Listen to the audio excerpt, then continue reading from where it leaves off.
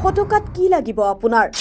Ultra bus, Innova, Mahindra থাৰ নে টাটা হেৰিয়াৰ? আপনি পাব নহয় এই কথাটো আপনি মনত ৰাখিব কিন্তু মই হাত পোৱালিবিলাকক চাওকচোন ইমান কেইজন পোৱালি মোৰ ভিডিঅ'ত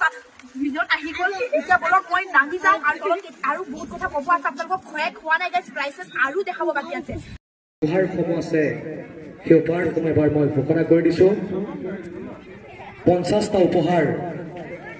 ৰখা হৈছে আৰু এয়া অসমৰ দ্বিতীয় সৰ্ববৃহৎ উপহাৰ কুপনৰ খেল আশা কৰোঁ এই খেলখন ৰাইজৰ আস্থা বুটলক সম্পূৰ্ণ নিকাৰ স্বচ্ছভাৱে এই খেলখন পৰিচালনা হওক আৰু ৰাইজৰ বাবে যিহেতু খেল ৰাইজে উপহাৰসমূহ পাওক সেয়া কামনা কৰিম আৰু আজি এই খেলখনৰ ইতিমধ্যে পুৰস্কাৰসমূহ আপোনালোকৰ মাজত আছে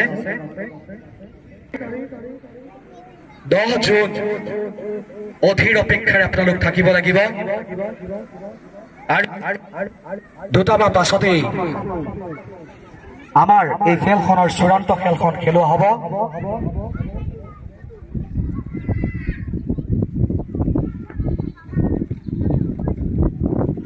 ৰাইজৰ সুবিধা হোৱাকৈ 50টা উপহাৰ ৰখা হৈছে মাত্ৰ 100 টকাৰ বিনিময়ত আৰু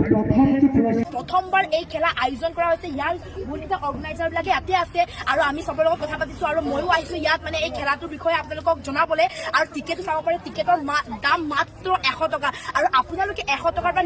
নিজৰ মানে ভাগ্যক নহয় পৰীক্ষা কৰিব পাৰে আৰু যদি আপোনালোকৰ ভাগ্য বহুত বেছি ভাল নহ'লে আপোনালোকে 100 টকাৰ পৰা এনেকুৱা আল্ট্ৰা বাছ নিচিনা 30 লাখৰ গাড়ী আপোনালোকে পাব পাৰিব সেইকাৰণে মই আহি গৈছোঁ আপোনালোকক ক'বলৈ আৰু চাব পাৰে বহুতকেইটা গাড়ী আছে